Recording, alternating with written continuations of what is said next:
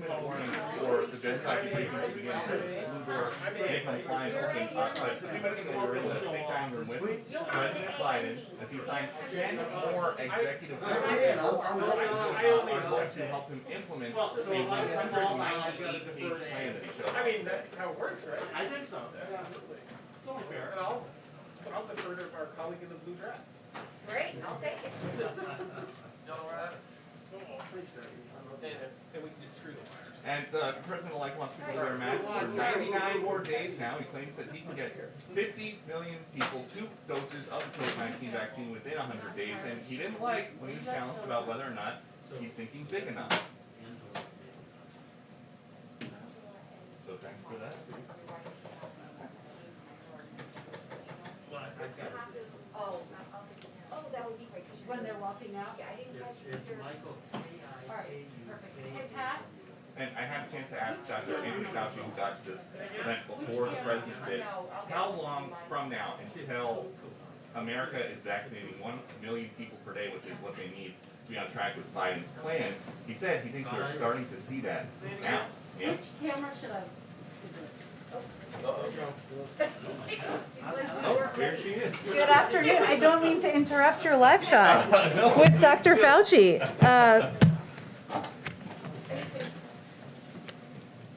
Good afternoon. Thank you for joining us today. Many familiar faces from yesterday back again. We are pleased to have Dr. Fauci here with us as part of the president's commitment to have public health experts lead our communication with the American people about the pandemic. Just to give you a bit of a run of show here, Dr. Fauci will speak at the top about the state of the pandemic, the status of vaccines. He'll take some of your questions. I will play the role of the bad cop when it's time for him to go and get to the work of the American people. And then I will do a topper and I'll answer a bunch of your questions as well. So there's lots to come after this. With that, I will turn it over to Dr. Fauci. Thank you very much, and I'm going to just spend a couple of minutes just summarizing the status of where we are, and then maybe addressing some of the things that I know are on people's minds. So, first of all, obviously, we are still in a very serious situation. I mean, to have over 400,000 deaths is something that, you know, is unfortunately historic in the very bad sense. When you look at the number of new infections that we have, it's still at a very high rate. Hospitalizations are up. There are certain areas of the country, as I think you're all familiar with, which are really stressed from the standpoint of beds, from the standpoint of the stress on the healthcare system. However, when you look more recently at the 7-day average of cases, remember we were going between 300,000 and 400,000 and 200,000 and 300,000. Right now it looks like it might actually be plateauing in the sense of turning around. Now, there's good news in that, but you have to be careful that we may not be seeing perhaps an artifact of a slowing down following the holidays. So when we see that, we think it's real. But one of the things, and it's interesting, I'm sort of getting a deja vu standing up here because I said something like this almost a little bit less than a year ago when we were talking about the acceleration of cases in the late winter, early spring of 2020, when we were having New York City metropolitan area being the epicenter of what was going on, that there are always lags, so please be aware of that when you have cases and then a couple of weeks later you see it represented in hospitalizations, intensive care, and then a couple of weeks later in deaths. So you have almost a paradoxical curves where you see something plateauing and maybe coming down at the same time as hospitalizations and deaths might actually be going up. So this is something that I just put on your radar screen. It is not an unusual thing to see that sort of thing. The other point I want to make is one that we're getting asked a lot regarding questions. That is, what is it about these mutants that you're hearing about? The mutants in the UK, which we know are in about 20 plus states, the mutants that we're seeing in South Africa and in Brazil. First of all, we need to understand that RNA viruses like coronaviruses mutate all the time. Most of the mutations don't have any physiological relevance with regard to the function of the virus itself. However, every once in a while, you get mutations, either singly or clustered in combinations, which do have an impact. So what have we learned thus far? And I want to emphasize thus far because we're paying very, very careful attention to this, and we take it very seriously. At least from the experience that our colleagues in the UK have had, the one that is in the UK appears to have a greater degree of transmissibility, about twice as much as what we call the wild type original virus. The one that is in South Africa is a bit different, and I'll get to that in a second. So it does look like it increases the transmissibility. They say correctly, on a one-to-one basis, it doesn't seem to make the virus more virulent or have a greater chance of making you seriously ill or killing you. However, we shouldn't be lulled into complacency about that, because if you have a virus that is more transmissible, you're going to get more cases. When you get more cases, you're going to get more hospitalizations. And when you get more hospitalizations, you're ultimately going to get more deaths. So even though the virus on a one-to-one basis isn't more serious, the phenomenon of a more transmissible virus is something that you take seriously. The next thing is, does it change enough to interfere with the efficacy of a whole group of monoclonal antibodies that many of you are aware of? The monoclonal antibodies that are being used for treatment in some cases and prevention. Since monoclonal antibodies bind to a very specific part of the virus, when there's a mutation there, it has much greater a chance of obliterating the efficacy of a monoclonal antibody. And we're seeing in the much more concerning mutations that are in South Africa and in some respects Brazil, which is similar to South Africa, that it is having an effect on the monoclonal antibodies. The real question that people are quite clearly interested in is, what is the impact on the vaccine? And so far, literally, we have this new phenomenon that are preprint journals where people get data and they put it into a preprint server where it hasn't yet been peer reviewed.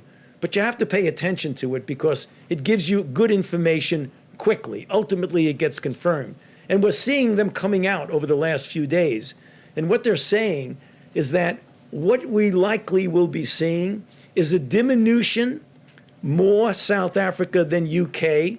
UK is that diminution in what would be the efficacy of the vaccine-induced antibodies. Now, that does not mean that the vaccines will not be effective. And let me explain why. There's a thing called a cushion effect. So if you have a vaccine like the Moderna and the Pfizer vaccine that can suppress the virus at a dilution, let's say, of 1 to 1,000, and the mutant influences it by bringing it down to maybe 1 to 800 or something like that, you're still well above the line of not being effective. So there's that cushion that even though it's diminished somewhat, it still is effective. That's what we're seeing, both certainly with the UK, which is very minimal effect. We're following very carefully the one in South Africa, which is a little bit more concerning, but nonetheless not something that we don't think that we can handle. What is the message? Because someone could say, now wait a minute, if you have the possibility that the vaccines are diminishing in their impact, why are we vaccinating people? No. It is all the more reason why we should be vaccinating as many people as you possibly can.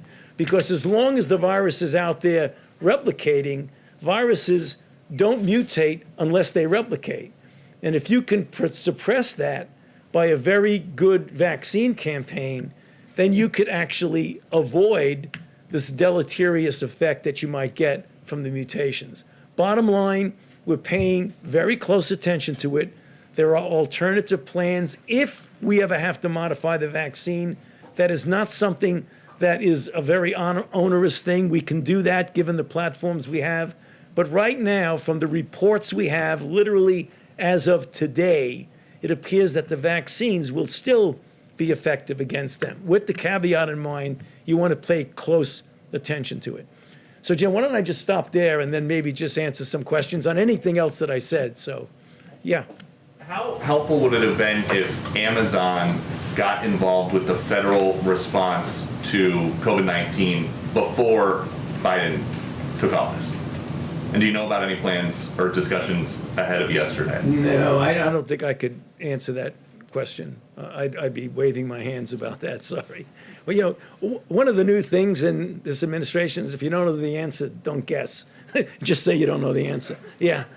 Yes. Dr. Fauci, a couple of questions, if I might. I'd like to follow up with you on what you just said about this strain in South Africa. Has that strain made its way to the United States? And what, if any, concerns do you have? How much do we understand about it? Great question. Thus far, it does not appear at all that the South African strain is in the United States. However, we must be honest and say that the level of comprehensive sequence surveillance thus far is not at the level that we would have liked. So we're going to be looking very, very carefully for it. But given the information we have today, it doesn't appear that the South African strain is here. Okay, and if I could just ask you about the effort to distribute the vaccines, because of course, that's what most people want to know. When are they going to get a vaccine? Is the Biden administration starting from scratch with the vaccine distribution effort, or are you picking up where the Trump administration left off? No, I mean, we certainly are not starting from scratch because there is activity going on in the distribution. But if you look at the plan that the president has put forth about the things that he is going to do, namely get community vaccine centers up, get pharmacies more involved, where appropriate, get the Defense Production Act involved, not only perhaps with getting more vaccine, but even the things you need to get a good vaccine program.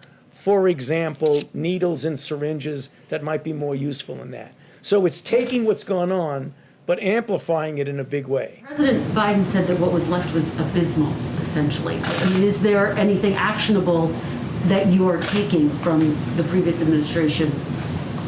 Well, Is that delaying your efforts to get the vaccine? I mean, that's the question. no, I mean, we're coming in with fresh ideas, but also some ideas that were not bad ideas with the previous administration. You can't say it was absolutely not usable at all. So we are continuing, but you're going to see a real ramping up of it. One more final question. You had said that most people will be vaccinated by the middle of 2021. Is that still your expectation?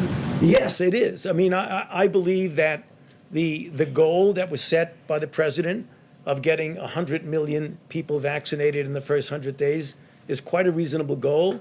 And when you get to the point, and one of the things that I think is something we need to pay attention to, and I, quite frankly, have been spending a considerable amount of my own time, is outreaching, particularly to minority communities, to make sure that you get them to be vaccinated and you explain why it's so important for themselves, their family, and their community. If we get 70 to 85% of the country vaccinated, let's say by the end of the summer, middle of the summer, I believe by the time we get to the fall, we will be approaching a degree of normality. It's not going to be perfectly normal, but one that I think will take a lot of pressure off the American public. Dr. Fauci, you're one of the few holdovers from the previous administration to this current one. What has been your experience with this new team?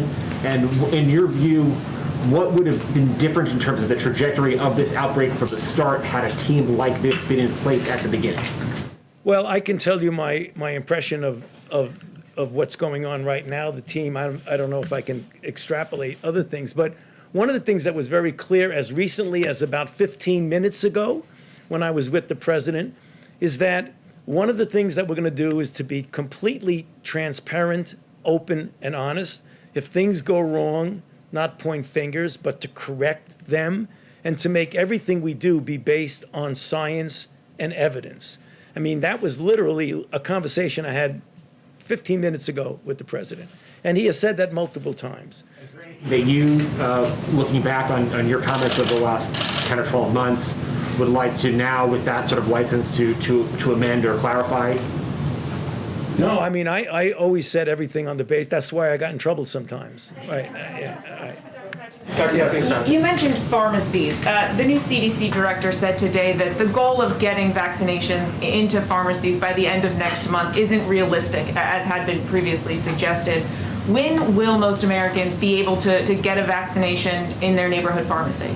Well, I didn't hear that comment. Are you talking about Dr. Walensky's comment? I didn't hear that comment, so I don't really want to comment on the comment. But what she may be saying is that for many people in this country who don't have access to a pharmacy, they may not be able to utilize getting things in the pharmacy. I'm not sure. I want to be careful because I'm not sure that's what she said.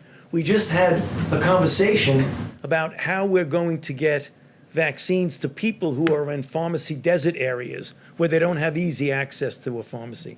And that's something we're working on and taking very seriously. But just to be clear, if you are in an area where you do have access to a CVS or a Walgreens, Right. when will you be able to get access to this You know- vaccine like you would a flu vaccine? You know, in the spirit of not guessing, I'm not quite sure when that will be, but we can get back to you on that. And just on the broader timeline, you mentioned the fall. We just heard the president say, the brutal truth is that it is going to be several more months. Just to be clear, you're saying by the fall, the majority of Americans No. you think will be vaccinated? No, I didn't say that. I said if we get the majority of Americans, 70 to 85% vaccinated by then, we could have a degree of herd immunity that would get us back to normal. The concern I have, and something we're working on, is getting people who have vaccine hesitancy who don't want to get vaccinated, because many people are skeptical about that. So we really need to do a lot of good outreach for that. I mean, I don't know what the best case scenario for me is that we'd get 85% of the people vaccinated by the end of the summer. If we do, then by the time we get to the fall, I think we can approach a degree of normality. On the mutations that you were talking about, a question about how exactly they increase transmissibility. Does it take less exposure time to get it? Or does No, it? what it is that you can do in vitro in a test tube setting, binding an affinity to the receptors, which you have in your nose, in your lung, and your GI tract. The receptor for the virus is called an ACE2 receptor, and the facility or affinity with which a virus binds to that means that it very likely will have a better efficiency of infection and replicate more in the nasopharynx. So that's how you make that determination in the test tube. Then you look epidemiologically and you see a spike going up in the sense of number of cases, and they sort of match each other. A virus that has the ability to easily bind to and replicate with your receptors is one that likely will spread easier. Mean that you'd have more viral load? Oh, you could, yes. In fact, it would mean, because if it binds more easily, it could replicate in the nasopharynx more easily, and it is likely that you would have a higher viral load. Does it make masks less effective in that case? No, it makes it the reason why you absolutely should be wearing a mask. It doesn't necessarily make it less effective. If you properly wear a mask, then you'll be okay. On the UK strain, do you have any data on how widespread that strain is in the United States? Well, I think it's in at least 20 states that people have mentioned exactly. The real question that's going to be asked, is it going to become the dominant strain, or will the strains we already have prevent it from flourishing and being the more dominant strain? But it is here for sure. Yeah. Yeah. Just a follow-up on vaccines. Some state and local authorities are saying that they would be able to distribute more vaccines if they had more. Is the Biden administration now trying to increase production by Moderna and Pfizer in the next 6 weeks? Yeah, as well as to utilize what we hope will be another player in the field, the J&J, Janssen, as well as other of the companies. But also, as the president has said in his plan, to do whatever he can to expand the availability of vaccines, whatever that is. I mean, he said that he's going to just use every possibility, including the Defense Production Act. Can you explain the discrepancy between what some states are saying about needing more vaccines and the CDC saying that a lot of vaccine is still remaining on people's or on their shelves? Yeah, I think that is something that we need to really take a close look at, because that is sort of an inconsistent discrepancy. And one of the things we want to do is to find out why that's the case. And if it is the case, particularly the thing that would be most disturbing, if there's vaccine laying around and people are not using it when others would need it.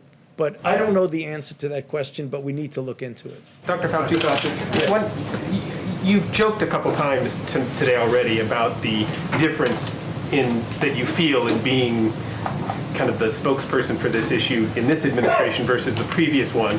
can you talk a little bit about how much different do you feel, less constrained? What is the, I mean, you for so many times you stood up behind the podium with Donald Trump standing behind you. That was a different feeling, I'm sure, than it is today. Can you talk a little bit about how you feel kind of released from what you had been doing for the last year? Yeah, but you said I was joking about it. I was very serious about it. I wasn't joking. No, actually, I mean, obviously, I don't want to be going back, over history, but it was very clear that there were things that were said, be it regarding things like hydroxychloroquine and other things like that, that really was uncomfortable because they were not based on scientific fact. I can tell you, I take no pleasure at all in being in a situation of contradicting the president. So it was really something that you didn't feel that you could actually say something and there wouldn't be any repercussions about it. The idea that you can get up here and talk about what you know, what the evidence, what the science is, and know that's it. Let the science speak. It is somewhat of a liberating feeling. Basically vanished for a few months there for a while. You feel like you're back now? I think so. Well, Okay. that's Mike Shear. If you don't want to take questions from him, you can. Thank you, Dr. Fauci, so much for joining us. We really appreciate it, and we'll have him back again. So Thank you. well, thank you, everyone. As I promised, we'll have a full briefing from here. So, as you know, just a few moments ago, the president also released a national COVID-19 strategy and signed 10 executive orders and other directives to move quickly to contain the crisis. Underpinning everything the president signed today and everything we do every day will be equity. Some highlights of those actions include an executive order to fill supply shortfalls for vaccinations, testing, and PPE. The president directed agencies to exercise all appropriate authorities, including the Defense Production Act, to accelerate manufacturing and delivering of supplies such as N95, masks, gowns, gloves, PCR swabs, test reagents, and necessary equipment and material for the vaccine. The president also signed a presidential memorandum to increase federal reimbursement to states and tribes for the cost of National Guard personnel, emergency supplies, and the personnel and equipment needed to create vaccination centers. An executive order that established a COVID-19 pandemic testing board to bring the full force of the federal government's expertise to expanding testing supply and increasing access to testing. An executive order to bolster access to COVID-19 treatments and clinical care, establishing a comprehensive and coordinated preclinical drug discovery and development program to allow therapeutics to be evaluated and developed in response to pandemic threats. Sorry, I had to clear my throat. There's a lot here. He also issued an executive order directing the Departments of Education and Health and Human Services to provide guidance on safe reopening and operating for schools, childcare providers, and institutions of higher education. An executive order on the Occupational Safety and Health Administration to immediately release clear guidance for employers to help keep workers safe from COVID-19 exposure. An executive order to require mask wearing in airports or certain modes of public transportation, including many trains, airplanes, maritime vessels, and intercity buses. And an executive order establishing a COVID-19 health equity task force, something we had previously announced, but making it official today, to provide specific recommendations to the president for allocating resources and funding in communities with inequities in COVID-19 outcomes by race, ethnicity, geography, disability, and other considerations. These steps, of course, build on the actions we announced yesterday. I had an additional update. Some of you may have seen this come out through late last night, but I wanted to share with you that as a result of one of the executive orders President Biden signed yesterday, the acting Homeland Security Secretary issued a memorandum to review and reset immigration enforcement priorities. For 100 days, beginning tomorrow, the Department of Homeland Security will pause removals for certain individuals. This pause will allow the administration to review and reset enforcement policies and ensure that resources are dedicated to the most pressing challenges and that we have a fair and effective enforcement system rooted in responsibly managing the border and protecting our national security and public safety. I had one other item I just wanted to flag for you about something the First Lady is up to. Let me see if I can find that, or I will circle back to it a little bit later. With that, I'm happy to take your questions. Zeke, why don't you kick us off? Thanks, Jen. There was some reporting earlier today about the president's commitment to extending New START. Can you talk about what the president's directive on that front has been? Additionally, can you confirm that the president requested reports from the new DNI for an assessment on potential foreign interference in the 2020 election, and then also the Solar Winds Act? I can confirm that the United States intends to seek a 5-year extension of New START as the treaty permits. The president has long been clear that the New START treaty is in the national security interests of the United States. And this extension makes even more sense when the relationship with Russia is adversarial, as it is at this time. New START is the only remaining treaty constraining Russian nuclear forces and is an anchor of strategic stability between our two countries. And to the other part of your question, even as we work with Russia to advance U.S. interests, so too we work to hold Russia to account for its reckless and adversarial actions. And to this end, the president is also issuing a tasking to the intelligence community for its full assessment of the SolarWinds cyber breach, Russian interference in the 2020 election, its use of chemical weapons against opposition leader Alexei Navalny, and the alleged bounties on U.S. soldiers in Afghanistan. So that's hopefully answered all of it. That was a mouthful. And just changing gears for a quick second to COVID and the negotiations with Capitol Hill, how long is the president willing to pursue bipartisanship? Democrats are already talking about a reconciliation process. Is there, given the critical need for some sort of aid here that the president's talking about, is there a deadline at which he's giving Republicans, is it February 1st? Is it President's Weekend? By which he'll say, no, we're going to do this by reconciliation instead? Well, I'm not going to set any deadlines on our first full day in office, but I will say, and hopefully I'll have more for all of you on this tomorrow, we are going to be increasing our engagement. It's already been ongoing even before the president was inaugurated yesterday, but hopefully we'll have more to share with you tomorrow on meetings, engagements, discussions that will be going on with leaders on Capitol Hill and many members over the course of the next several days. As I conveyed to all of you yesterday, his preference and priority is a bipartisan package and working with members of both parties to come to agreement on that, because he believes that the crises facing the American people, as we saw the jobs numbers this morning, the unemployment insurance claims, I should say, we put out a statement by our NEC director in case you didn't see that. As we've seen, and the reports from Dr. Fauci just a few minutes ago, this crisis is dire and it requires immediate action. And we hope and expect members of both parties to work together to do that. We're also not going to take options off the table, so we'll proceed with those discussions over the next couple of days. Go ahead, Kristen. Hi, Jen. If I could just follow up on that. There was some reporting that there was going to be a meeting this weekend with a bipartisan group of lawmakers. Can you give us any indication? Is that going to happen with President Biden or with his economic team? Is that your expectation? Well, I think the reporting was around a meeting with NEC Director Brian Deese. I spoke with him earlier today. He is definitely going to be engaging with a range of members and a range of different groups of members from Capitol Hill in the coming days. I think we were still working to confirm specific meetings before I came out here, and I hope to have more for all of you on that by tomorrow. Okay, and more broadly speaking, Jen, President Biden has proposed this $1.9 trillion package. You already have some Republicans who say, we just passed a stimulus plan. They're not going to get on board with this. Mitt Romney among them, who says we just passed a program with over $900 billion. And some people say the price tag is just way too big. So how does President Biden expect to get this passed with bipartisan support? And how does that fit into his broader message of bipartisanship, proposing something like this that's that big? Well, I think it fits perfectly into his message of bipartisanship. He wants to work with Democrats and Republicans to address the crises that the American people are facing, whether they live in red states or blue states or Democrats or Republicans. The package was designed based on recommendations from health experts, from economists. It's been applauded by everyone from Senator Bernie Sanders to the Chamber of Commerce.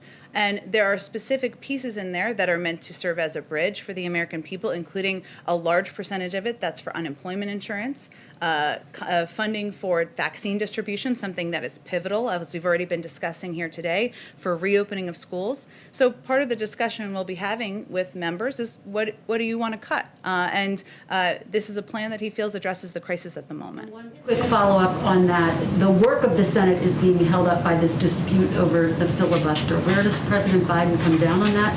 Does he think that there should not be a filibuster so that the Senate could move forward with its work? Well, the president-elect spoke just yesterday, as you all saw, about the spirit of working together and bipartisanship to confront the 4 crises facing us. You've already seen him work with Republicans and Democrats and work toward a bipartisan approach to passing packages that will address the crises we're facing, and that certainly is his priority and his preference. So that's what he'll continue to work on day 2 of the administration. Go ahead, Mike Scheer. Okay, see, you can call it. I just gave you a hard time. Go ahead. That's fine. So I want to push you a little bit more on that question. Like, if there's this call for unity that the president made in his speech yesterday, but there has so far been almost no fig leaf even to the Republican Party. You don't have a Republican cabinet member like President Obama and I think President Clinton had. The executive orders that he's come out the gate have been largely designed at erasing as much of the Trump legacy as you can with executive orders, much of which the Republican Party likes and agrees with. You've put forth an immigration bill that has a path to citizenship but doesn't do much of a nod towards the border security. And you've got a $1.9 trillion COVID relief bill that has, as folks have said, already drawn all sorts of criticism. Where is the actual action behind this idea of bipartisanship? And when are we going to see one of those, sort of substantial outreaches that says this is something that, the Republicans want to do too? Well, I guess what I would send back to you, there was a lot in there, so let me do my best here. But Mike, is unemployment insurance only an issue that Democrats in the country want? Do only Democrats want their kids to go back to schools? Do only Democrats want vaccines to be distributed across the country? He feels that package is designed for bipartisan support. I will also say that we have also had some positive developments on our confirmations and our nominees. Last night, as you all saw, the president's nominee, now confirmed first female leader of the intelligence community, was confirmed with a vote of 84 to 10. You can check me on that, but an overwhelming vote. We've seen progress today on the nomination and hopeful confirmation of Lloyd Austin. So there is movement supported by both sides of the aisle and members of both parties. I think if you talk to Democrat or Republicans on the Hill, which I know many of you do, they will say they're not looking for something symbolic. They're looking for engagement. They're looking to have a conversation. They're looking to have a dialogue. And that's exactly what he's going to do. Go ahead, Mary. On that, has the president reached out to congressional leaders to sit down and discuss this relief package? Will he be? How much personal involvement is he going to have in this process? I expect he will be rolling up his sleeves and will be quite involved in this process, Mary. And yesterday was quite a busy day for him, as you all know. His schedule was minute by minute, and his family was here. But he was involved even before yesterday, having conversations with members of both parties, picking up the phone and having those conversations. He saw, of course, members of both parties. He invited leaders from both parties to join him at church. Obviously, that wasn't really a discussion about specifics of the bill, but he did have an opportunity to talk about his agenda and working together on his agenda moving forward. But I think you will see him quite involved in the days ahead, but you will also see the vice president quite involved. You will also see policy leaders like Brian Deese and others in the administration quite involved and having conversations with both Democrats and Republicans. But no plans right now to sit down with them. Well, I think we will have more to share with you soon in terms of engagement of many of our senior officials with members of both parties. And on the Defense Production Act, just to be clear, has the administration actually invoked the Defense Production Act? And if so, can you spell out what changes we may see because of this? Which companies are being asked to make what? Well, let me give you a very specific example that helped really make it clear for me.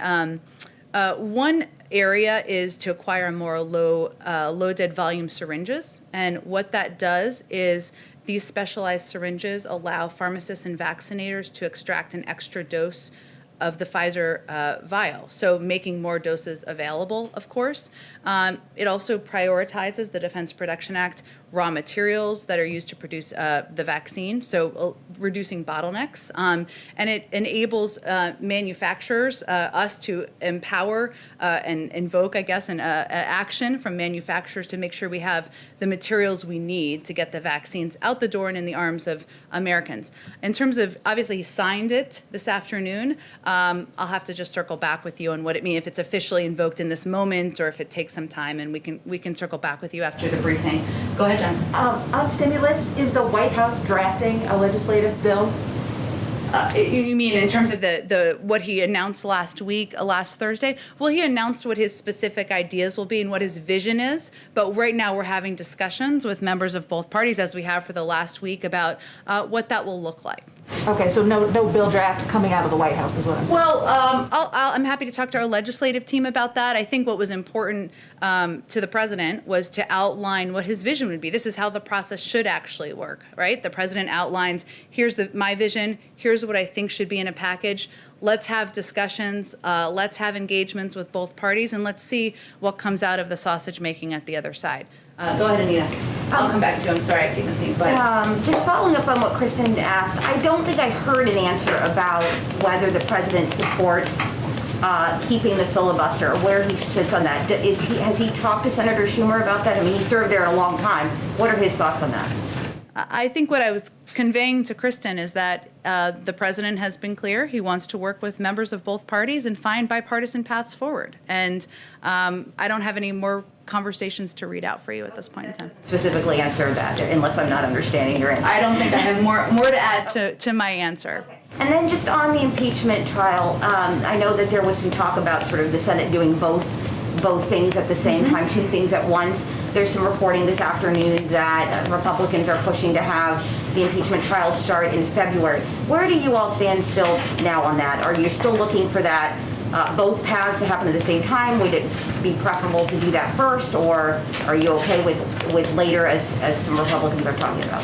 Well, Anita, I think we have been pretty consistent that we believe the timing and the mechanisms for the Congress and the Senate moving forward and holding the former president accountable, we'll leave that to them. And what our biggest priority and focus is ensuring that it doesn't delay the Senate, Congress moving forward in consideration and discussion around the COVID relief package that the president proposed last week.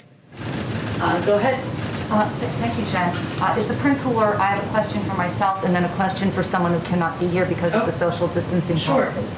My question is this, and it's about unity again. I've heard from conservatives who are afraid that the president is going to try to pull back religious conscience exemptions for groups like Little Sisters of the Poor. The president pledged he would do that in July when Little Sisters won a case in the Supreme Court. The Health and Human Services nominee Javier Becerra pursued that line of going after the exemptions as Attorney General of California. What's the president going to do on that? I haven't discussed that particular issue with him. I'm happy to circle back with you, but I don't. There's not a change in his position from what he said earlier this summer. Did you have another question? Question from Adam Longa of WUSA 9. He says, we saw the president warmly greet Mayor Bowser during the parade yesterday. She is pushing for the D.C. statehood measure to be on the president's desk within 100 days. Will the administration get behind this bill, and does the president support it?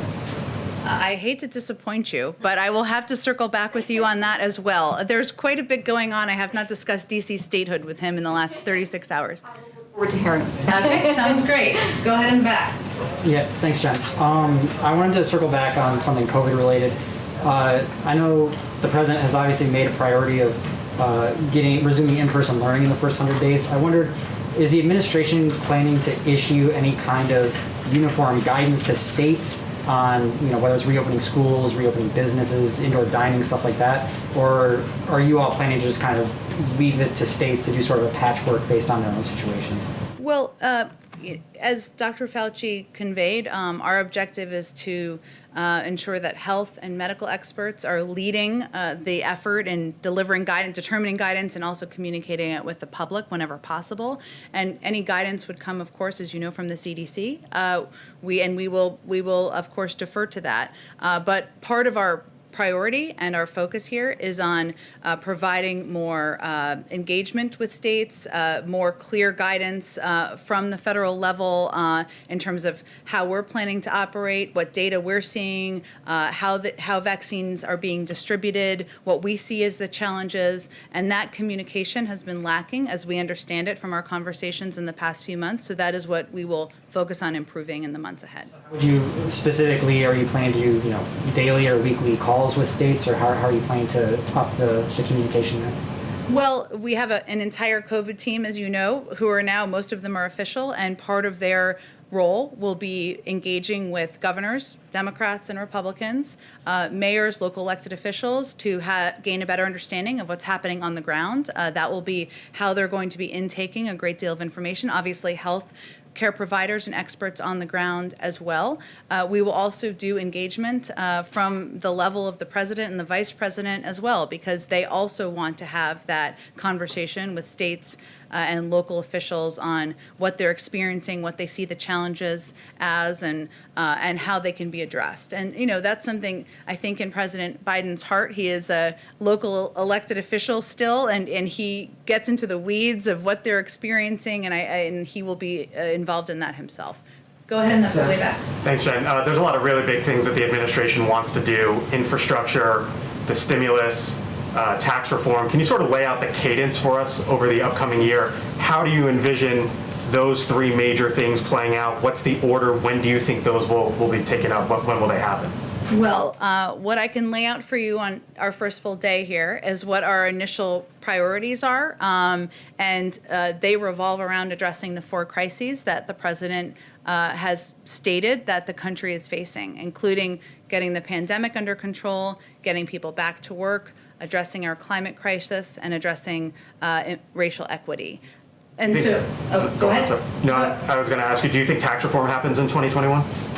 I don't really have any predictions for you on that. I think at this point in time and for the foreseeable future, addressing the pandemic, getting the pandemic under control, and that linkage to getting people back to work will be his top priority. Keystone XL, the decision yesterday from the president, what would you say to those who have lost their job or will lose their job as a result of that decision? What would the message from the president and the White House be? The message of the president and the White House would be that he is committed. His record will shows the American people that he's committed to clean energy jobs, to jobs that are not only good, high-paying jobs, union jobs, but ones that are also good for our environment. He thinks it's possible to do both.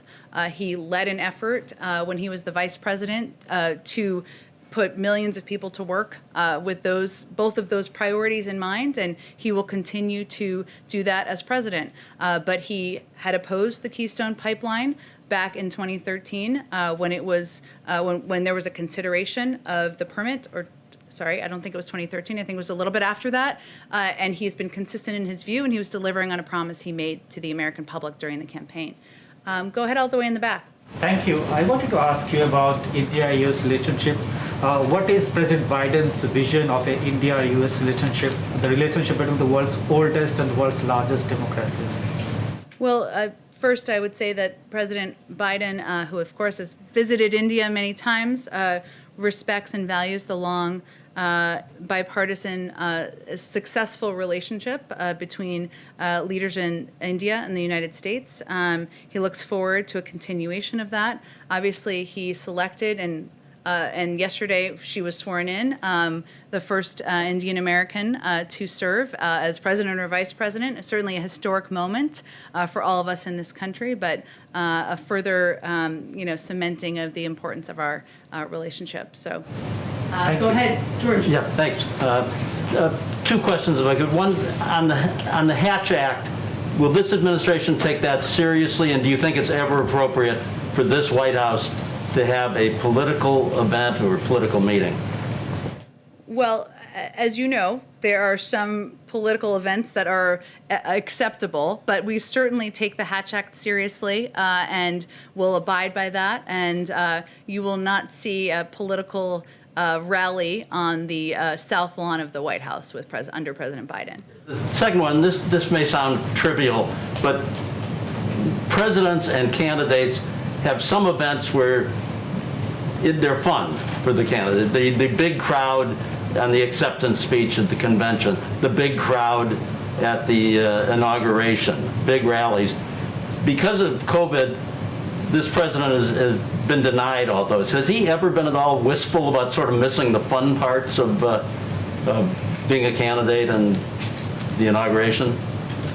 Not in front of me, George. I will say that even yesterday, or of the last couple of days, he tried to find a moment of joy with his family and with his grandchildren, who bring him a great deal of joy, and a recognition of course, the great responsibility he has on his shoulders, but a moment in history that he was playing a very important part of. So I would say he's been in public office, as you all know, for decades, and he's had many joyful moments, but this moment, serving as president, coming in at a crisis where thousands of people are dying from a pandemic every day, millions of people are out of work, is not really a time for daily joy as the leader of the free world, and he's focused on doing his job to get the work done for the American people. Go ahead. Why weren't President Biden and all members of the Biden family masked at all times on federal lands last night if he signed an executive order that mandates masks on federal lands at all times? At the inaugural Memorial, yes. I think, Steve, he was celebrating an evening of a historic day in our country, and certainly he signed the mask mandate because it's a way to send a message to the American public about the importance of wearing masks, how it can save tens of thousands of lives. We take a number of COVID precautions, as you know, here in terms of testing, social distancing, mask wearing ourselves, as we do every single day. But I don't know that I have more for you on it than that. But as Joe Biden often talks about, it is not just important the example of power, but the power of our example. Was that a good example for people who are watching who might not pay attention normally? Well, Steve, I think the power of his example is also the message he sends by signing 25 executive orders, including almost half of them related to COVID, the requirements that we're all under every single day here to ensure we're sending that message to the public. Yesterday was a historic moment in our history. He was inaugurated as President of the United States. He was surrounded by his family. We take a number of precautions, but I think we have bigger issues to worry about at this moment in time. Go ahead, Anita. Jen? You mentioned. Oh, sorry, Jeff. Let me go to Jeff, Anita, because I already went to you, if that's okay. Jeff, go ahead. Thanks very much. Follow up on New START. Do you have any indication from Russia that they will object to the extension of 5 years, and has the United States already alerted Moscow about its desire? Well, we have not, obviously, as you know, a number of our nominees have talked about our intention during their confirmation hearings over the past couple of days of extending New START.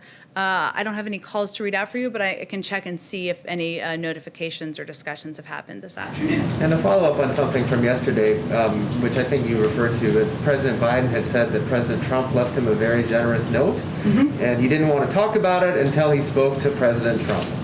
Are President Biden and former President Trump going to have a call? There's no call planned. What he was conveying is that he didn't want to release a private note without having agreement from the former president. But I wouldn't say he's seeking it through a phone call. He just was even trying to be respectful in that moment of a private letter that was sent. With regard to the former president, has President Biden spoken to Speaker Pelosi at all about the timing of when she plans to bring the impeachment articles to the Senate, and how he would like to see this trial proceed? President Biden has been pretty clear about what the focus of his conversations are and what his intention is with his engagements with leaders from both sides of the aisle and in both houses of Congress, including with Speaker Pelosi, someone he's known for quite some time. And that is his intention and focus on getting the COVID package through. So he will leave it to her and to now Leader Schumer to determine what the path forward and the timeline will be in holding the former president accountable. Anita, go back to you. Yeah, you earlier mentioned 4 priorities of the president. I was surprised to not hear immigration per se in that, because yesterday many of the executive orders were about immigration. There were 2 major agency releases last night about immigration. The bill is being introduced today. Do you not see that as sort of the second big push after the COVID bill? Where do you see that? And I guess I would say, why is it, I was going to ask you, why is it going to be, why is it such a priority after the COVID bill, but you didn't even list it. So I wanted to kind of clarify that and get your thoughts on it. Well, I wouldn't read into that other than immigration we consider as part of racial equity and part of which is a broad issue, but that's how the president has spoken about that crisis over the past several months, and clearly it is an enormous priority to him because we moved forward in announcing the specifics of an immigration bill, an immigration package he is eager to move forward on with Congress on his first day in office. But as you know, there's been a lot of history on efforts to do comprehensive immigration reform, to do any form of immigration reform. And what we're hopeful is that this will be a moment of reset and a moment to restart discussions on Capitol Hill. There are already a number of co-sponsors who have been announced to have those discussions. There are experts on immigration who have worked on this issue on both sides of the aisle. Historically, it is an issue that there is bipartisan support from the business community, supports from a range of outside groups with different political tilts, and we're hopeful that will help propel it forward. Menendez said today on a call, he called it a Herculean, effort to get this through. As you know, it hasn't gone through, as you just mentioned before. I mean, there are Republicans grumbling today that there's not more in that bill that they want to see. So is that bill, what do you think the prospect of that bill getting through is? Well, I don't know that I can predict that the first day. I mean, it's only been out for 24 hours. But what was important to the president in the outline of this bill is that it is addressing a couple of areas that he doesn't feel have been effectively done in the past. The last 4 years, the immigration policy has been based around funding for a wall. That has not worked, even to keep the country safer, even to keep bad actors out. And so his approach is multi-pronged. It is to do smart security that will help address and use technology to address key border crossings, address ports of entry more effectively and efficiently, and putting that oversight in the hands of the Department of Homeland Security. It will also help address root causes of migration, and that hasn't been in past bills, as you probably well know, Anita. It was not in the bill in 2013, but it's something that he has been an advocate for in his time in public office. And it also has a pathway to citizenship for the 11 million undocumented immigrants who are living in the country. There are components of here in the bill that address a lot of the issues that have not been addressed in the past, and certainly the components of it that talk about smart security are the kind of border security that we think is essential and more effective than what we've seen over the past couple of years. Go ahead. Oh. Can I go to Zeke first and then to you, Kristen? Go ahead. I just wanted to follow up on a question I asked the President an hour or so ago about the 100 million vaccines in the first 100 days target.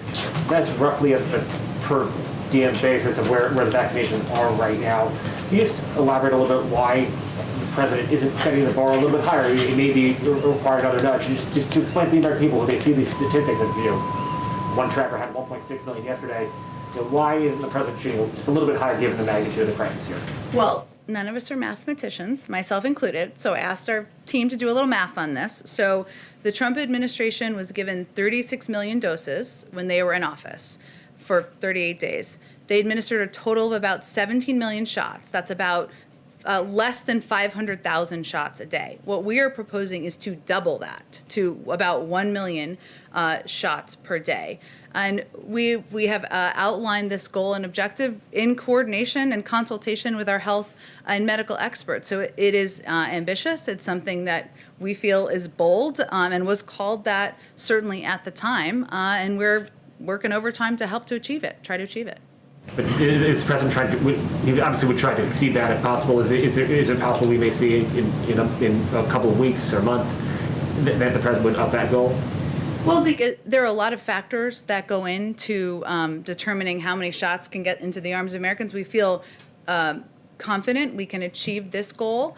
Obviously, there are other vaccines that are being considered at this point in time by the FDA. There is funding that will be needed for distribution. There are a number of steps that will help expedite at some point in time. But right now, our focus is on what many health and medical experts have consistently called a bold goal. I will note also that some of the reporting this morning, which Kristen asked about earlier, was that the Trump administration left us with no plan. It's hard for them to both be exactly true at the same time.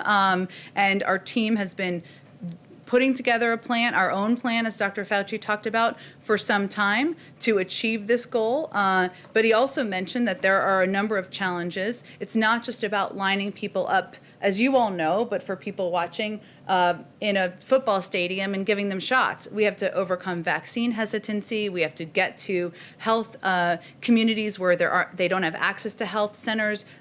That was outlined. A number of steps to address that were outlined in the president's plan today. This is a bold goal. We're going to work every day to achieve it, and we'll build from there. There's a lot more of the administration to go from there, and more work on COVID to be done. Go ahead, Kristen. Jen, President Biden is reversing a number of former President Trump's policies, and we're seeing some of former President Trump's staffers be placed on leave or be reassigned. Is there an attempt to purge Trump officials? Well, there's a new administration, so obviously there are a number of new officials in place. I know there was some reporting, for example, and I don't know if this is who you're referencing, so you tell me if not, of the head of the NLRB.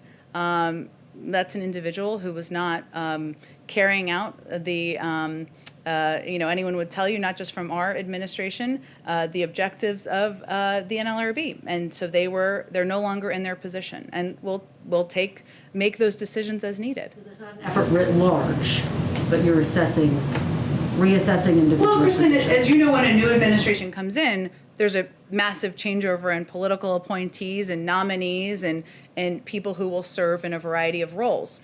There are some people, Christopher Wray as an example, I'll just bring him back up, who will continue to serve in his role. But we have great value for career officials, for the officials who have been the heart and soul of agencies across government since long before the Trump administration, but who have served through the Trump administration as well.